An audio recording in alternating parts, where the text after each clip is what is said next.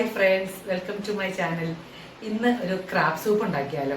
വളരെ ഈസി ആയിട്ട് ഉണ്ടാക്കാൻ പറ്റും. അപ്പോൾ അതിൻ്റെ റെസിപ്പി എന്താണെന്ന് നോക്കിയാലോ. അപ്പോൾ എളുപ്പത്തിൽ ഒരു ഞണ്ട് സൂപ്പ് എങ്ങനെയാണ് ഉണ്ടാക്കുന്നതെന്ന് നോക്കാം. ഞാനിവിടെ 1/2 കിലോ ഞണ്ട് കഴുകി വൃത്തിയാക്കി എടുത്തിട്ടുണ്ട്.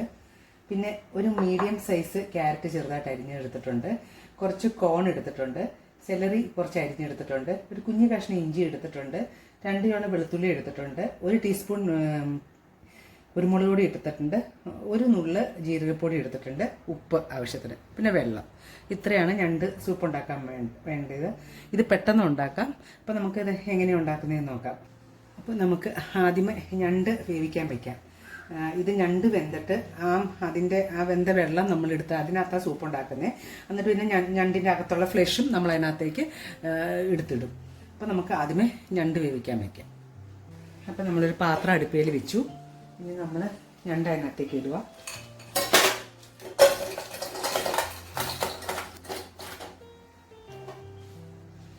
ഇനി നമുക്ക് അതിനകത്തേക്ക് അരിഞ്ഞു വെച്ച ഇഞ്ചി ഇടാം, വെളുത്തുള്ളി ഇടാം, പാകത്തിന് ഉപ്പും ഇടാം. ഇനി നമുക്ക് വെള്ളം ഒഴിക്കാം. ഞാനിവിടെ 1/2 ലിറ്റർ വെള്ളം ഒഴിച്ചേക്കുന്നേ. ഇനി നമുക്ക് തീ കത്തിച്ച് ഇത് വേവിക്കാൻ പറ്റും.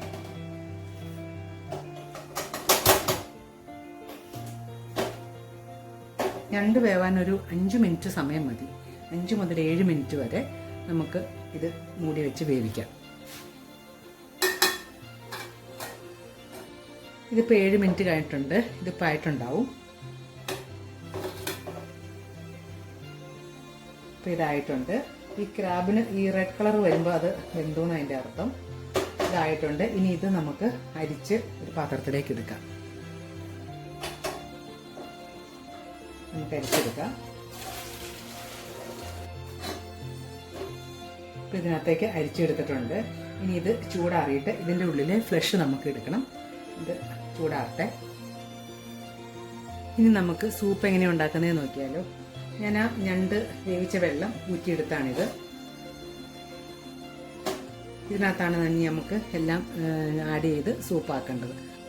അപ്പം നമുക്കിത് തുടങ്ങാം.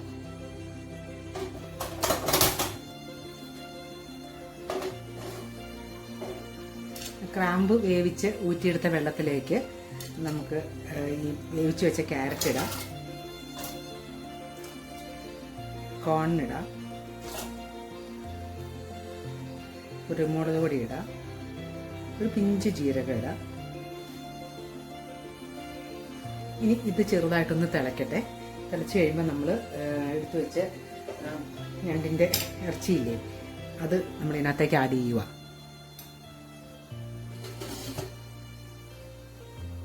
തിളച്ചോന്ന് നോക്കാം. അപ്പം തിളച്ചിട്ടുണ്ട്. ഇനി നമ്മൾ ഇതിനകത്തേക്ക് ഈ ക്രാബിൻ്റെ മീറ്റ് ആഡ് ചെയ്യുക. ഇളക്കി കൊടുക്കാം.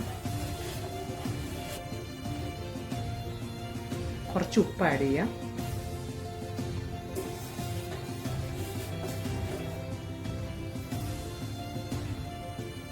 ഇനി നമ്മൾ ഇതിനകത്ത് ഒരു 1.5 ടീസ്പൂൺ കോൺഫ്ലവർ വെള്ളം ഒഴിച്ച് കലക്കിയിട്ട് ഒഴിക്കണം. അത് അന്നേരം ഞാൻ ഇൻഗ്രീഡിയൻറ്റ് പറഞ്ഞപ്പോൾ പറയാൻ മറന്നുപോയി.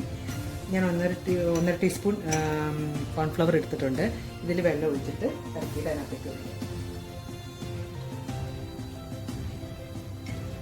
കട്ട ഉണ്ടാവാതെ നന്നായിട്ട് ഇളക്കിയിട്ട് നമ്മൾ തിളയ്ക്കുന്ന ഞണ്ടിൻ്റെ സൂപ്പിനകത്തേക്ക്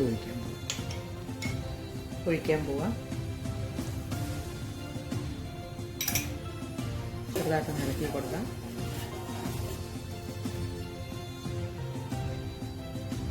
ഇനി നമ്മളിതിലേക്ക് കുറച്ച് സെലറി അരിഞ്ഞ് വെച്ചേക്കാൻ ആഡ് ചെയ്യുക. ഈ സെലറിയുടെ ഫ്ലേവർ ഞണ്ടിൻ്റെ സൂപ്പിന് നല്ലൊരു ടേസ്റ്റ് തരും. ഇപ്പോൾ സെലറി ഇല്ലെങ്കിലും നമ്മൾ കുറച്ച് മല്ലിയില ഇട്ടാലും മതി.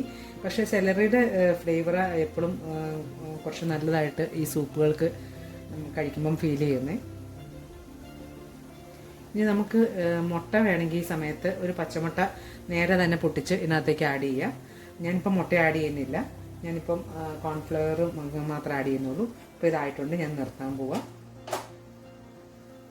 ഇനി നമുക്കൊരു പാത്രത്തിലേക്ക് ഇത് മാറ്റാം. അപ്പം നമുക്കൊരു പാത്രത്തിലേക്ക് സൂപ്പ് എടുക്കാം.